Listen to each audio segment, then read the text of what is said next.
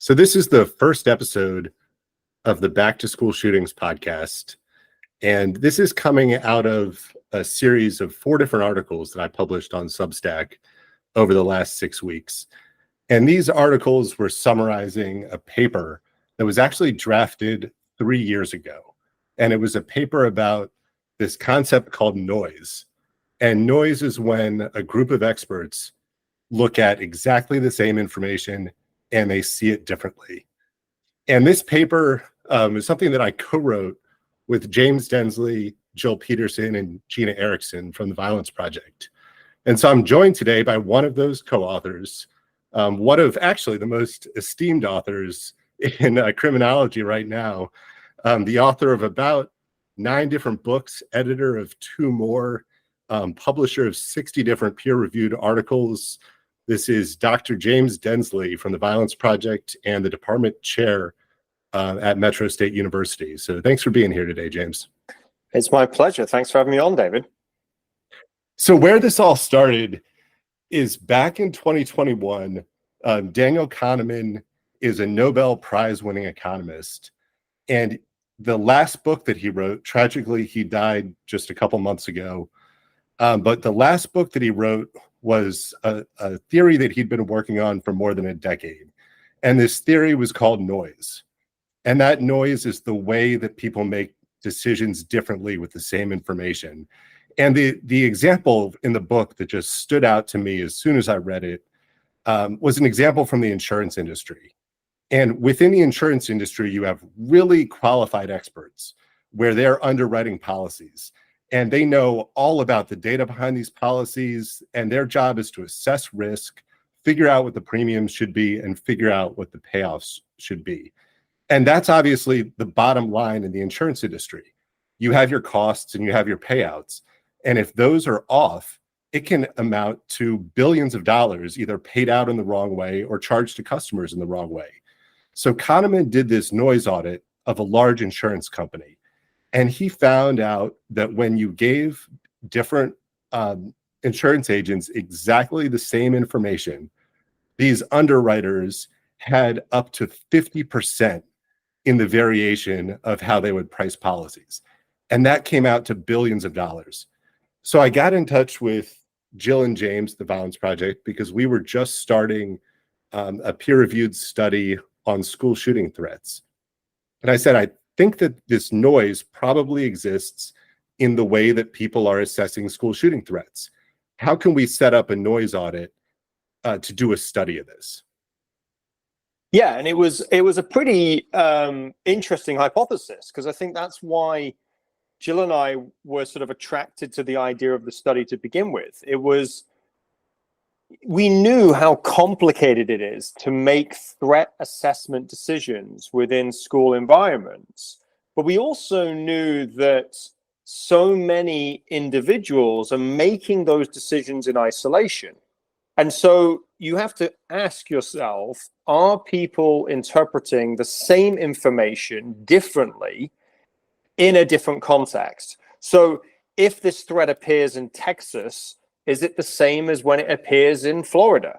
And is somebody posting a gun on social media going to evoke the same reaction in an inner city urban school as it will do in a suburban school, and so on?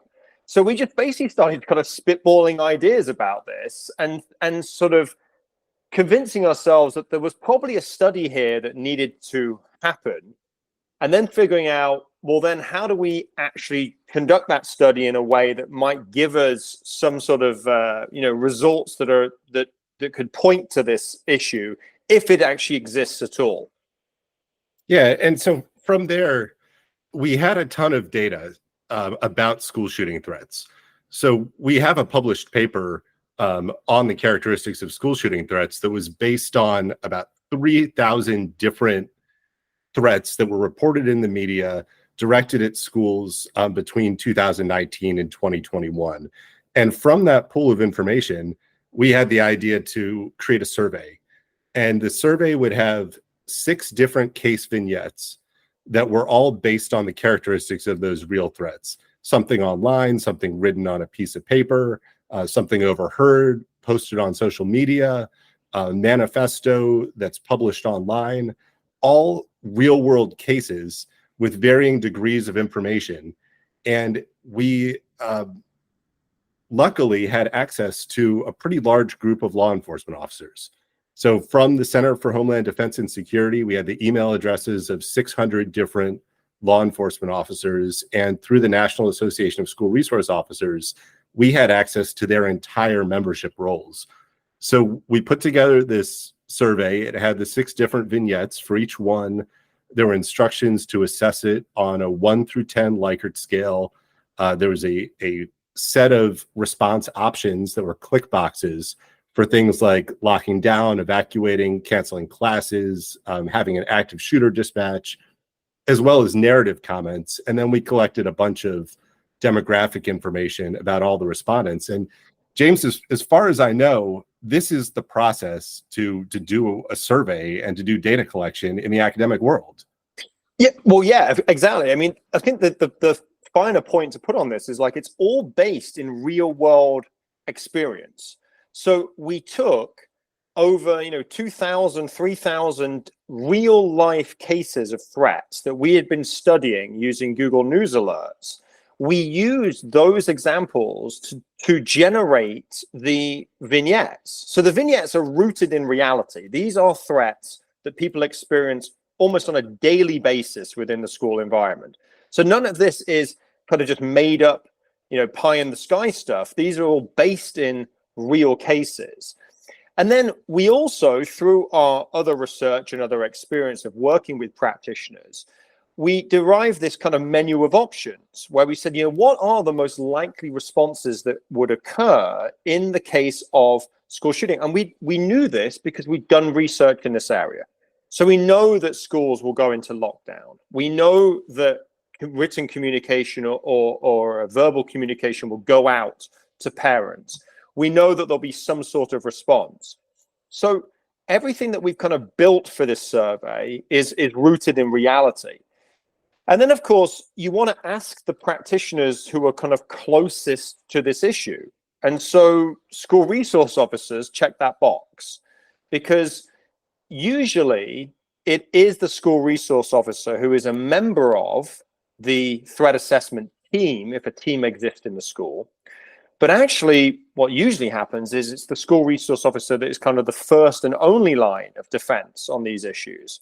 And so they are the ones that are attending the conferences around threat assessment, that are going through the professional development around threat assessment, that are educated in how to conduct threat assessment, and then are actually doing these threat assessments on a day-to-day basis in their role as a school resource officer.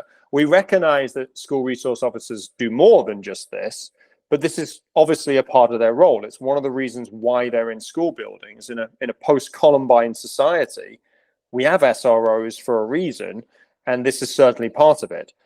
So we think we had pretty decent foundations for a study. As well as pretty robust responses.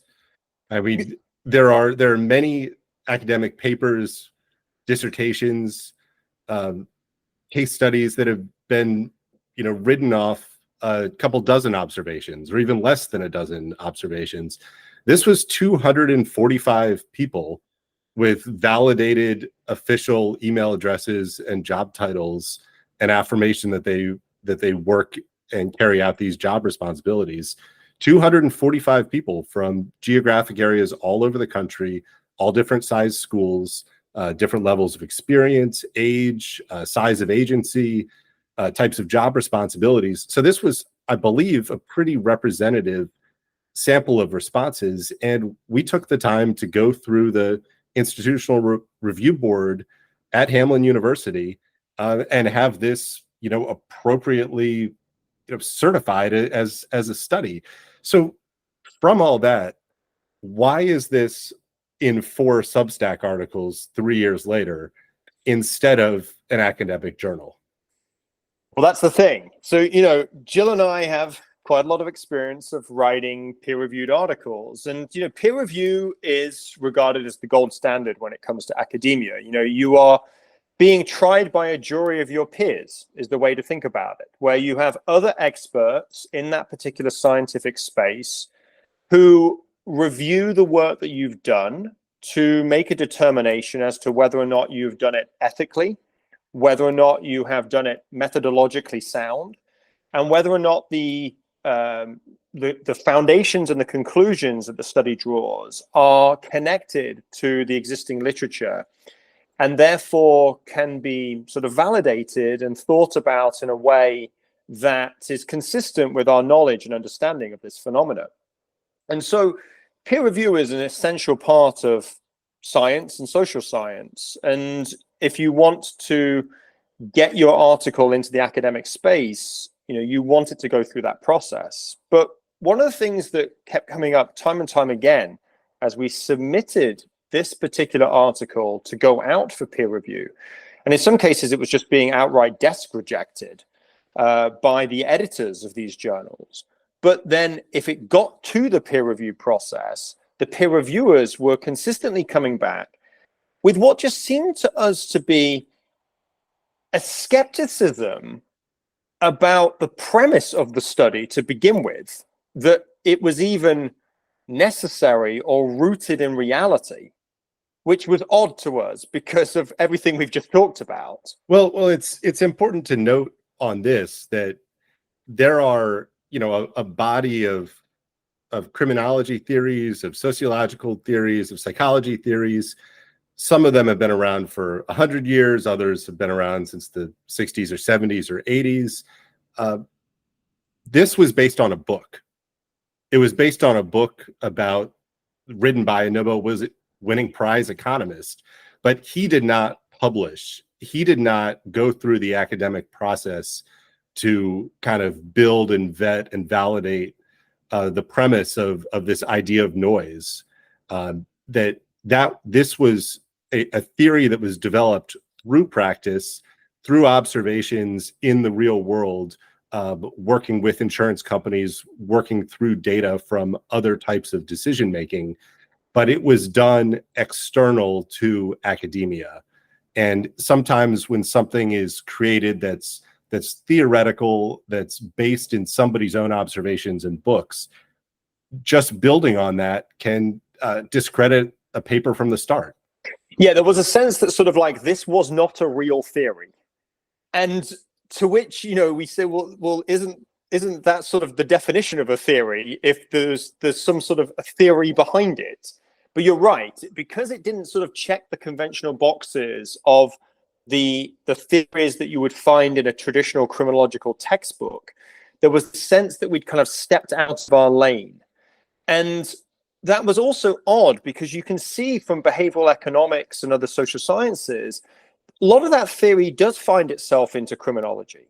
So it was striking that this particular theory just wasn't gaining any traction with the reviewers. They were sort of dismissing it outright as like speculation, effectively, which then meant that the premise of the study was sort of, on shaky ground to begin with, because there was a sense that we had used a theoretical framework that shouldn't have been used to begin with.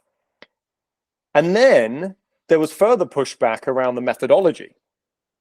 There was, on the one hand, the suggestion that we just had this inherent selection bias because all we had done is survey school resource officers and police practitioners.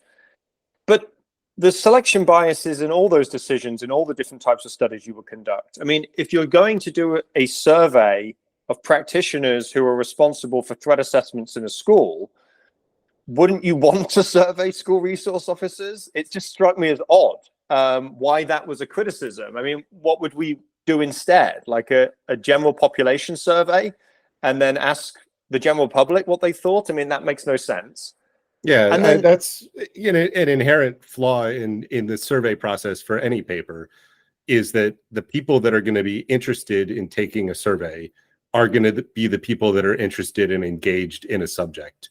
And in this case, if you want to do an audit, we were doing a noise audit. We wanted to see how real practitioners presented with the same information would make decisions. And and record that in a quantifiable manner, the only people who are going to respond to those questions about how do you make decisions in these situations are the people who make decisions in those situations. And that led us to this sample. So while those methods and theory may have been questionable in the academic world, the results are not questionable. So the results in this align exactly with what Daniel Kahneman found in every other way that he studied noise. And that was that these 245 different police officers had a wide range of assessments across the spectrum. So on each case, they scored it from 1, no threat, to 10, high threat. And in 5 of those 6 cases, the scores ranged from 1 to 10. Right. So that means that in every one of these cases, and things like an example, so case number 3, a multi-page manifesto is posted on a community message board from an anonymous account.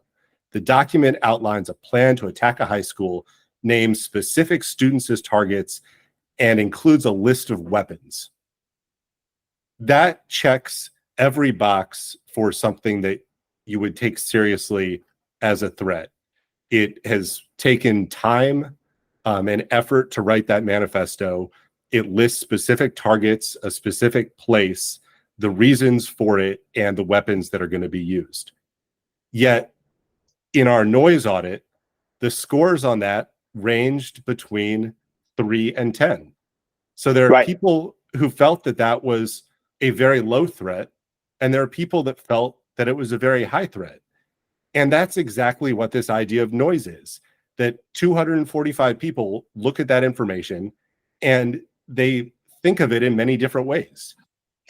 And we also captured the qualitative comments of the people that are doing this work. And so that they themselves are also responding to the idea of, why did I put a 3 versus a 10, and the rationale behind it. When we were doing the coding and the analysis of the qualitative quotes, what was also really interesting is, well, people were using the same language to justify the 2 different extremes. So they were sort of talking in the same ways about these particular cases, but coming to very different conclusions. And that strikes me as a sort of gap in the knowledge here, which is, there's an assumption that there is a kind of baseline of information that everybody's going from, and they're going to make the same decision. What this study is showing is that that is not the case. And that has massive implications for practice, which is why we felt like this was a really important study. Because on the one hand, if you can demonstrate that if you put 250 school resource officers in the room and they can't agree on anything, right, that tells you about the state of knowledge when we think about threat assessment practices and protocols. That has implications for training and education and the way in which we go about working on these cases. And that was really apparent in the individual narrative comments as well, that some of these decisions as for how to assess the threat may be based in completely inaccurate information that people have. Some of the responses that really stood out, there was a lieutenant sheriff. We didn't identify anybody by name or agency, so it can't be attributable to anyone. But in the narrative responses for why a case was scored low, this lieutenant sheriff said, history suggests that acts of school violence most often occur without forewarning. Right. Without forewarning. Which completely contradicts, all the research and all the evidence that we have that, school shooters are often telegraphing violent intent ahead of time. There is usually warning signs that have not been noticed. And particularly in the case where you've got written documentation, manifestos and reports and so on, we can point to case after case after case where these turn into real shootings or averted shootings where the intent was clear. So here we have somebody saying that this is not what the evidence shows, which is actually completely opposite to what the evidence and shows. it wasn't, just one person. A school resource officer put in the narrative comments, most shooters don't announce what they're going to do. Again, right. School shootings, as we know, are public suicides that are followed by weeks, months, or years of planning and overt warnings. Another person identified as a school resource officer said that to date, there's never been a follow-through attack based on social media posts.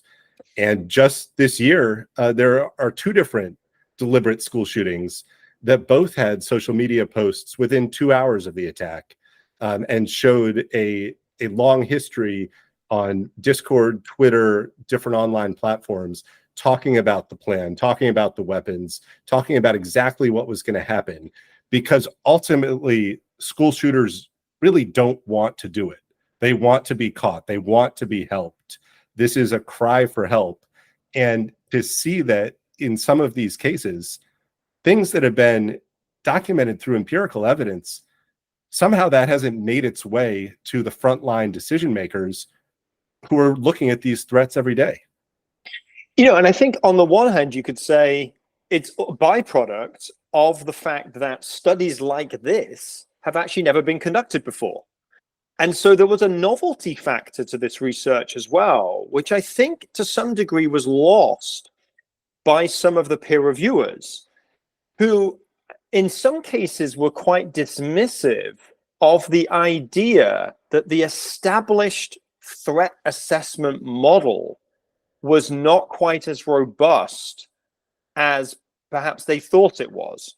There was certainly a sense in some of the reviewers' comments that by challenging the concept of threat assessment, we were somehow undermining an incredibly important industry.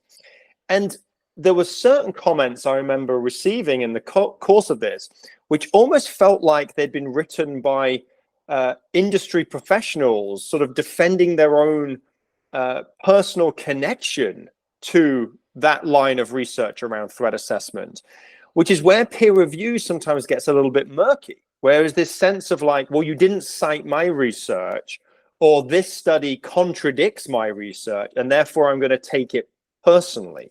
Well, expand on that for a minute, James, about who is a peer reviewer, what's their compensation, and what's their motivation to take all the time that you need to read a draft manuscript and provide comments for it. Why does someone do that? Yeah, it's true. Peer review is kind of a weird, antiquated, and some might say kind of broken process, because what it basically relies on is free labor. And it's free labor that is given by professors like myself who volunteer, having been asked by the journal to conduct the peer review in an anonymous framework. So, you don't disclose your name or credentials. You're meant to go about this as objectively as possible and provide that feedback. But there's also the same selection biases we were talking about with regard to our survey exist in the peer review world. Who's going to accept to do that work? Do they have their own interior motives for doing so? Some people will accept peer review because they're genuinely interested in the subject matter, but others will accept it because they see it potentially when they read the abstract of the article and the invitation from the editor as maybe their opportunity to kind of sabotage that particular piece of research because it somehow challenges their research or their standing within the field. And so there's a lot of kind of personality, and there's a lot of ego that sometimes goes into these peer review processes, which perhaps we don't really understand or give enough credit to in the course of this. And then the other piece about this as well is it's the people who have the kind of the time and the incentives to do these peer reviews. Often they are junior faculty members who are kind of like entering into the field and using this as a way of demonstrating their contributions to academia for promotion and tenure processes in higher ed. But there's also a sense that people are doing this as well to better understand the field and what's going on in the field that they themselves can then leverage into their own work. And so there's a lot going on in peer review. Some of it, and there are also the gatekeepers well, in absolutely. peer review as well. So somebody who's very well established in a certain line of theories or a certain line of expertise, they're very likely to be called on to be a peer reviewer. And anything that is potentially a critique of their body of work is something that there's a huge incentive to make sure that it doesn't make it to publication. So a way Exactly. to control and maintain kind of your canon of information is to make sure that other things contrary to it don't make it into the academic space. And that goes back to the point I was raising before, where there was certainly a lot of comments in the peer review process that were effectively along the lines of, this seems to contradict my theory or my research. But of course, they weren't saying they were just citing themselves a lot in the responses and saying, and therefore it cannot possibly be true.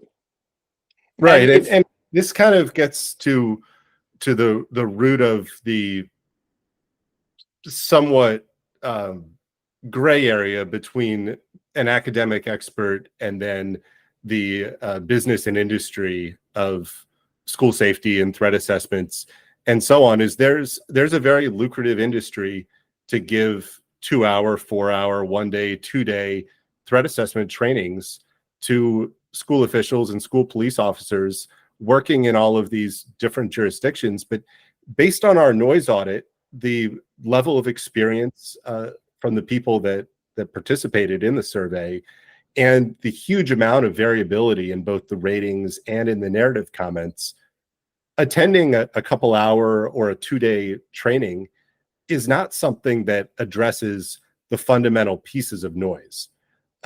Going back to the insurance industry that Kahneman studied, those were people that had all of the education and years of experience and professional training and professional experience in understanding insurance and understanding risk. It wasn't a lack of knowledge.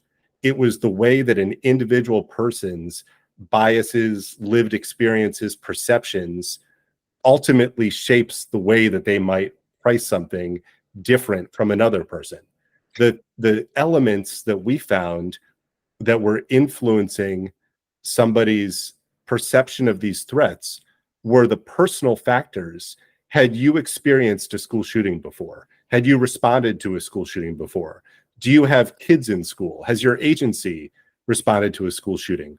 All of those things that would suggest that somebody had a highly personal, highly emotional experience related to violence in a school caused them to assess all of the threats higher than somebody who didn't.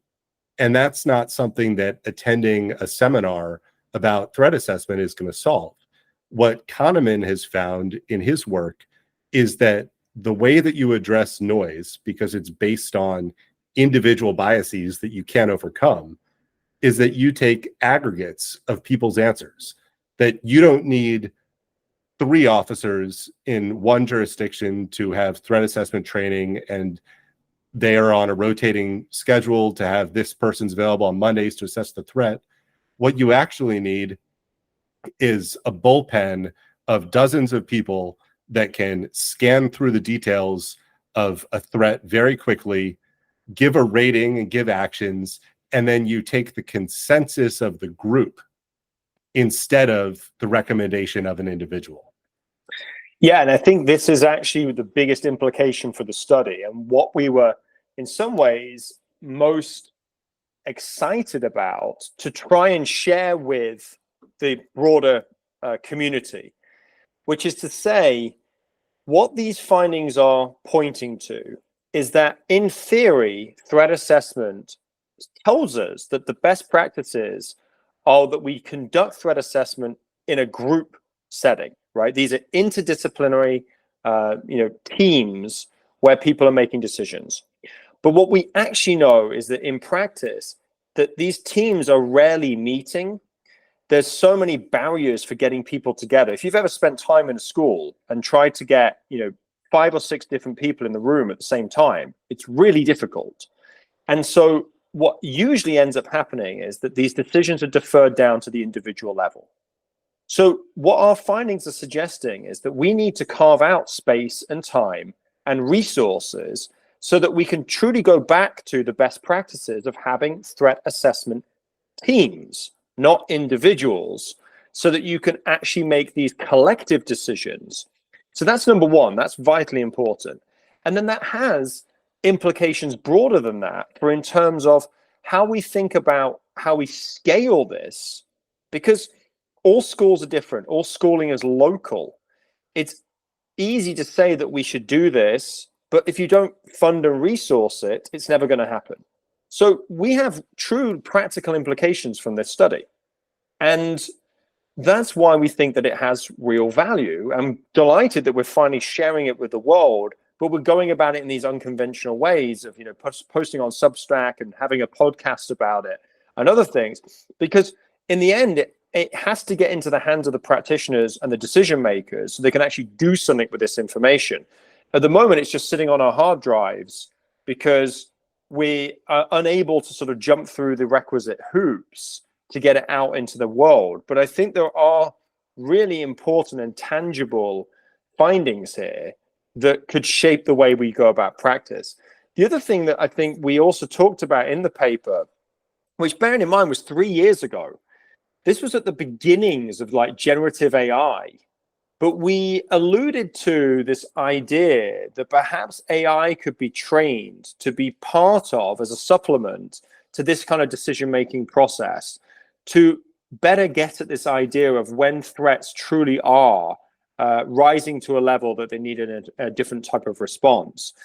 And that could be a solution to this idea of scalability, of like, how do you make this a more scalable and a more consistent process? Well, there's already a framework for that. I mean, one of Kahneman's chapters is about judges and the way that in an experiment with judges who were given exactly the same details of cases, they handed down different sentences. And that led to the creation of standardized sentencing guidelines, which are essentially an algorithm for, do you have a first-time offender? Do you have a second-time offender? Is it violent? Is it not violent? Do they have a job? All these different elements. And based on putting values on all those elements, an algorithm can give a much fairer and more impartial sentence than a human judge can. Because one judge who, say, has had experience with lots of armed robberies might say, I'm sick of these armed robberies. This person's going for 15 years. And another judge who looks at the person and says, this is a first-time offender, looks like they got mixed up in something. They have a job, they have kids, they are on a path to education. Maybe this is somebody that should get time served and probation. You can have those two huge ends of the spectrum, which is what we saw with these school shooting threats. The way that sentencing guidelines were changed is having a computer instead of a judge. The problem with that is the judges hated it. The judges felt that it was taking their autonomy out of that decision-making process. But in terms of these school shooting threats, based on our study of 3,000 of them, many of them were posted online. Many of them are really ambiguous. But when you get an ambiguous online threat, you don't have time to convene a group of people in that school district. You need to make a decision within a couple of seconds or minutes about what you're going to do. And based on our findings, it shouldn't be one person, one school police officer or one principal who's making that decision. If you could have a virtual bullpen of people who could look at it, score it, and then you take their consensus and you act on that consensus, you're alleviating that risk and liability from the individual decision maker at the school district, and you're using this best practice of the wisdom of crowds, which in many different settings, a group of people in aggregate perform much better than individuals do in all of these different contexts. And this is the roadmap to implement a program like that. And for something like a threat that's posted on Snapchat, the details of that threat, all the components of that, can also just be fed into a program, and that program can spit out actions to take. And will that be right 100% of the time? Probably not. But we found that real people will rate that between 1 and 10. Right. So real people are not doing any better than the algorithm. They're probably doing far, far worse than whatever we could create a standardized system for. And it's important to stress that it's the real people that you're referring to are also the so-called experts in this particular issue. And so it's that idea that expertise sometimes can blind us to our own biases and the things that we maybe take for granted in this space. You know, it's easy to say that like everybody's going to have a different opinion on this particular matter, but sometimes we leverage that expertise to say, well, no, I'm the expert and this is my opinion, and therefore that's why it matters. But what we're finding with these particular cases is you can have nearly 250 experts and they will disagree on this particular issue. So trying to instill this idea of kind of multidisciplinary teams that can look at this from different angles and perspectives, I think is really, really important. It's consistent with the best practices in threat assessment, but we know that that's not necessarily happening in practice. And so we have some pretty important findings in this study. And the question is now, can we take what we've learned from this study to try and at least rethink some of the taken for granted truths that are circulating around this particular industry, and maybe sort of take the ego out of it a little bit, and just have a kind of critical conversation about what we're getting right, but also maybe what we're getting wrong. Yeah, I think that that's probably a great way to close this out. I mean, the costs of making mistakes in these threat assessments is enormous in both directions. I mean, our finding from this is that if there's something that's an anonymous threat and it's most likely a hoax, but you have somebody assessing that threat who feels the need to err on the side of caution, you end up locking a school down, closing a school, canceling schools, parents leaving work early, creating all of this peripheral trauma over something that was probably never, ever in the spectrum of being a credible threat. Inversely, if you have somebody who's really driven to not disrupt the school, they may feel pressure because they got something wrong last time. If that person decides that they want to avoid disruption or they want to avoid any personal risk and they don't act on a threat that's real, then you have a shooting that happens. And we saw both of those play out after the Oxford, Michigan shooting, which really kind of spurred this paper to start, where that day, the school counselor didn't make the right decisions and didn't have other people who would have looked at those circumstances and most certainly in aggregate said this is a real threat. And then right after that shooting, hundreds of schools were closed all over the country because of some viral Snapchat threats. And because that was coming on the heels, days after an actual school shooting, there are collectively millions of class hours that were missed, millions of work hours from parents who had to stay home. So people saying, I'm not going to make this decision individually, we're just going to shut the school down, also has dire consequences. And so we can create systems. We have tools. We now have the knowledge and data for this framework to no one person or no group of people collectively should be making these decisions. These should be separate decisions and assessments that are aggregated, and based on that average, will very likely have the best action. I agree. I hope the listeners are listening and that this starts that conversation, because it needs to happen. Yeah, and if you want to find out more, this was a lengthy academic paper. That's a 4-part Substack series. Each is about 2,000 words long. So we've got half a book right here. It might be book number 12 for Dr. Densley well, actually, here. Just having this conversation is like, maybe we give it another try. So watch this space.